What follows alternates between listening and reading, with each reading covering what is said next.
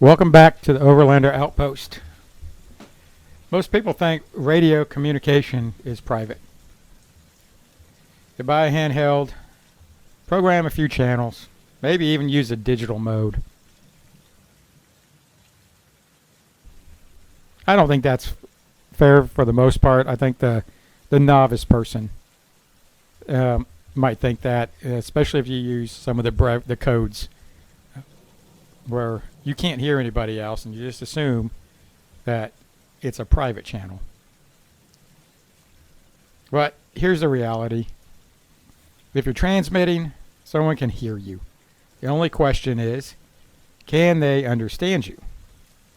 And that's why encryption enters the conversation. So what we're going to do is talk about encryption today on this one. Now, before we go any further, let's get something clear.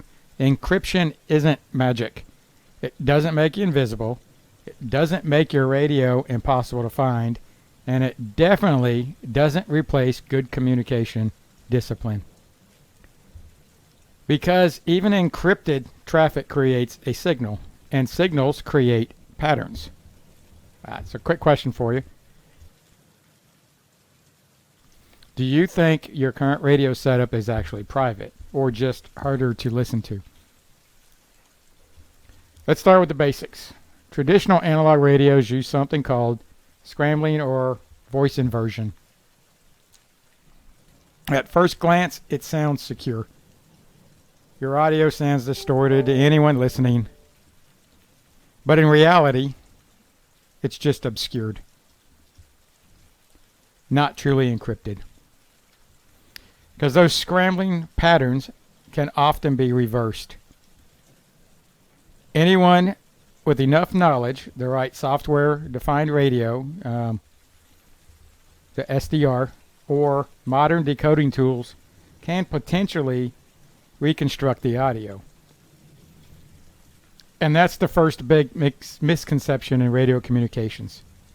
Privacy is not the same thing as security. Real encryption starts with your digital systems, DMR, P25, modern digital radio platforms. That's where you begin seeing encryption standards like ARC4, DES, and AES. We'll get into those maybe in a different video.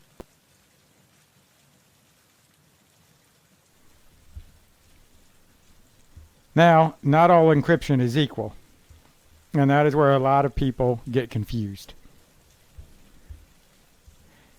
ARC4, sometimes called the basic encryption, is extremely common and lower in digital radios. And while it sounds impressive, it's old, very old. In fact, ARC4 is widely considered cryptographically broken for modern secure use. It may stop your casual listeners, but it's not something you should trust for genuinely sensitive communications. Okay. Then you move into DES encryption. Stronger than ARC4, still widely used in older interoperability systems, but even DES is now considered outdated compared to modern standards, which leads us to AES. That's the gold standard for today. AES 128 and AES 256. The 128 and 256 is bit encryption. As I said, we can get into the deeper into the weeds with all of this. We're same class of encryption trusted by governments, public safety agencies, and military systems worldwide. Now here's where people make another mistake. They think encryption alone makes them safe. It doesn't. Because encryption protects the content of the message, not the existence of the message. If someone is monitoring frequencies, they still know you're transmitting. They can still analyze timing, patterns, locations, signal behavior.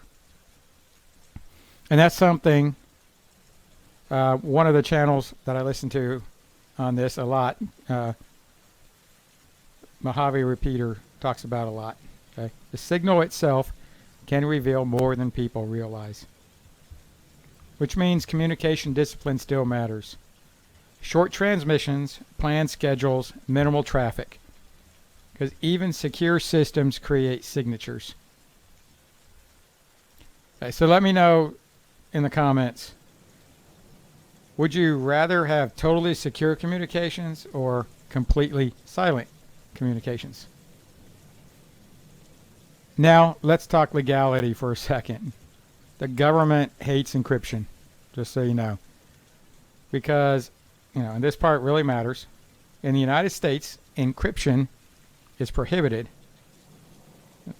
FCC Part 97, amateur radio frequencies. That means ham radio operators generally cannot legally emissions.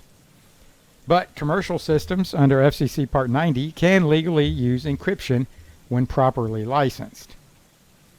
That's why you see encrypted systems used by businesses, hospitals, private security, utilities, public safety organizations.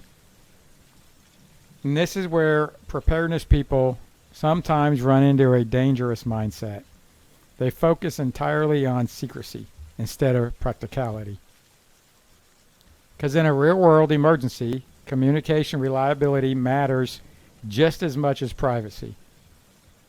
Some simple, reliable communication between trusted people is often more valuable than a complicated system nobody fully understands. That's why communication planning matters more than gear alone.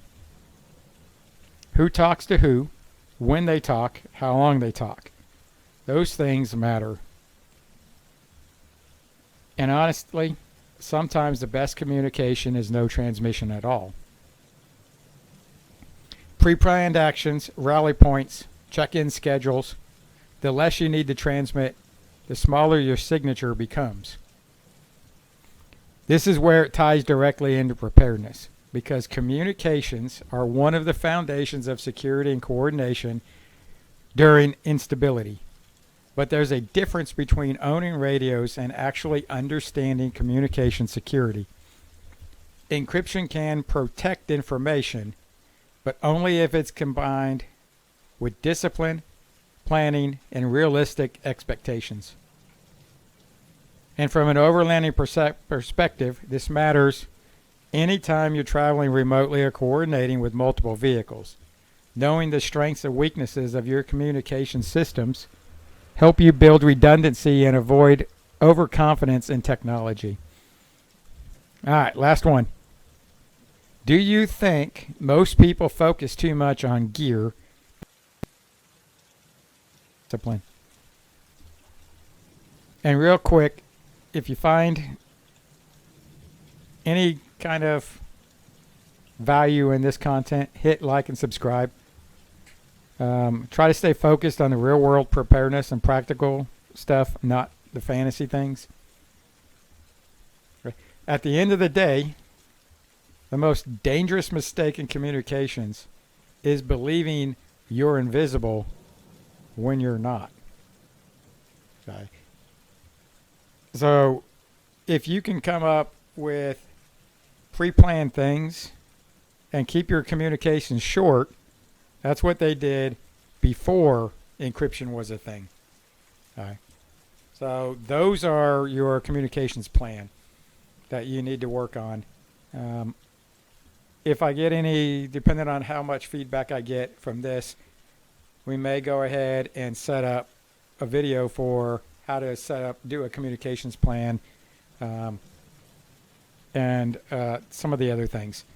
So it all depends, and if you're listening at this point, then go ahead and drop it in the comments. But if I don't get any comments, I probably won't make any more videos concerning that. So bye, stay prepared, and stay free.